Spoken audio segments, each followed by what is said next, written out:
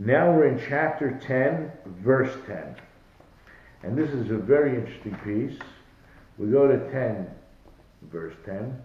And this beginning of the chapter is dealing with when they assemble and move on and travel through the desert and come back and encamp. But towards the end of this piece, it discusses the idea when you go to war as well. So I'll read parts of it really we're dealing with verse 10, but I'll read the earlier parts. Hashem spoke to Moses saying, Vidaber Adonai Moshe Lemor, right? Make for yourself 2 silver trumpets. Aseh lecha shtei chatzotros kesef mikshe ta'aseh osam, right? You shall beat them out. You lecha lemikre ha'eda, and you should use it. They should be yours for summoning the assembly. Ulamase es hamachanot, and to cause the camps to journey. V'taku behem v'na'adu eilecha kol ha'eda el pesach ha'moed. And when they sound the long blast, that's the taka, so then the entire assembly will assemble to you. Where are you? At the entrance of the tent of meeting. V'im ba'achad yitka'u v'na'adu eilecha Hanasi'im Rashi Alpha Israel. If they sound the long blast, then the princes will assemble to you, just the heads of Israel's thousands. Utkatam Trua. When you have the short blasts, Naso Machanos Hachonim Kedma. So then all the camps resting to the east shall journey. Katam Trua Sheni, so when you blow it a second time, that short blast, Nasawa Machanos Hachonim Teimana. So then the camps that are resting to the south should journey. Yitkul Masayim. Ubahakilas Hahakahal Hiska'u Velo Teri'u. When you gather together the congregation, you shall sound the long blast, but not the short blast. Uvnei Aaron Kohanim yitru b'chotzotros, and the sons of Aaron, who are the Kohanim, they should blow the trumpets. Yulechem lechukat olam l'dorotechem, and it shall be for you an eternal decree for your generations.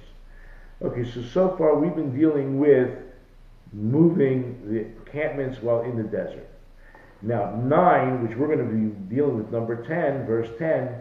But 9 starts off by saying, Ki savo milchamas b'yartzachem, when you come to wage war in your land, al hatzar hatzorer etchem, because there's an enemy that's coming to oppress you, v'hareyotam b'chatzotrot, v'nizkartem lifnei Hashem l'kechem, v'noshatem me'oivechem.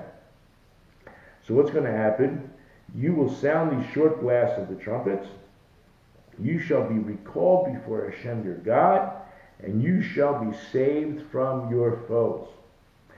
Our verse, on the day of your gladness and on your festivals, ubiyom simchatchem u'b'modechem, and on your new moons, u'b'roshei chadshechem. What are you supposed to do on all these days? The day of your gladness and your festivals and your new moon.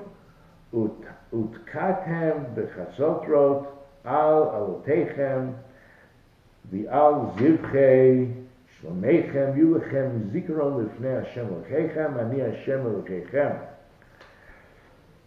Then you shall sound the trumpets over your olah offerings and over your sacrifices and your peace offerings, and you shall be for a remembrance. They shall be for a remembrance before you before your God. I am Hashem, your God. Now that we read the verses, this is really most interesting. The Kliyakar starts off by saying, Mina Pasukim Elu, from these verses, Lamdu Chazal, that the rabbis teach. She'omrim b'Rosh Hashanah, then what do we say on Rosh Hashanah? We say 3 things. Malchut, kingdom, kingship of Hashem. Zichronot, the remembrances of Hashem. Vishofarot, and the concepts of the shofar. These three major categories are in our prayers throughout the day on Rosh Hashanah. Just like the Medrash brings in this parsha. Maru al kacha lefaresh psukim elu al Rosh Hashanah. What did they see regarding these verses to explain that they're dealing with and concerning Rosh Hashanah? Vinira, it seems. Shalamanu zemi mashanemar. They learn it from what it says in, I think it's verse 9. It says, Kisavu milchama bi'artzachem. When you wage war in your land against an enemy that oppresses you. Again, when you come in war, approaches you a war in your land by an enemy who's going to oppress you. Zot lifanim Yisrael. This is, yes, it's in the land of Israel because it says ba'artzachem, but we're saying something even deeper. There's no real separation between the people of Israel and the land of Israel, and this is in Israel, so we can interpret this to mean it's inside of you, it's inside of Israel. Shebachol eis tzara hayu goyzrim ta'anis, hayu toichim umarim v'omi malchus zichronos v'shofros. That all the times where we face oppression and hardships and a besieging, what would the rabbis do? They would decree a fasting, they would blow the shofar, we would call out and cry and pray to Hashem, and we would say these concepts. Malchios, Zichronos, v'shofros. Kingdom, kingship, remembrance, and the shofar. Kindeisa Batur, just like it's brought down in the Shulchan Aruch, in Siman Tav Kuf Ayin Tet, which deals with when there are famines and we don't have enough rain, we would fast, we go out into the courtyards, into the city streets, into the plazas, and we would pray and fast. Ulai, Rayatami Psukim Elu. Perhaps their proof is coming from these verses. Why? Because it says, when you go to wage war in your land against an enemy who oppresses you. V'dun mina mina. And we learn the same laws from here as to there, meaning the laws of the oppression that are coming towards us. We have to mention these things. So too, that's a physical war. So too, on Rosh Hashanah, because we're also blowing the shofar. Shebechol yom v'yom sheyesh tekiah. Anytime you have the blowing of the shofar, Osin Keseder Hazeh, we make these order. Gam Rosh Hashanah B'klal. But I want to say, perhaps when he says V'dun mino mino, then when there's a waging of a war that's coming to you, and we're having this oppression that's coming towards us, that it's much deeper on a spiritual level, and it's not just physical, but we're talking about, and you'll forgive me for the word, but we'll say a spiritual jihad, a real battle that's going on within the Jew, within the person.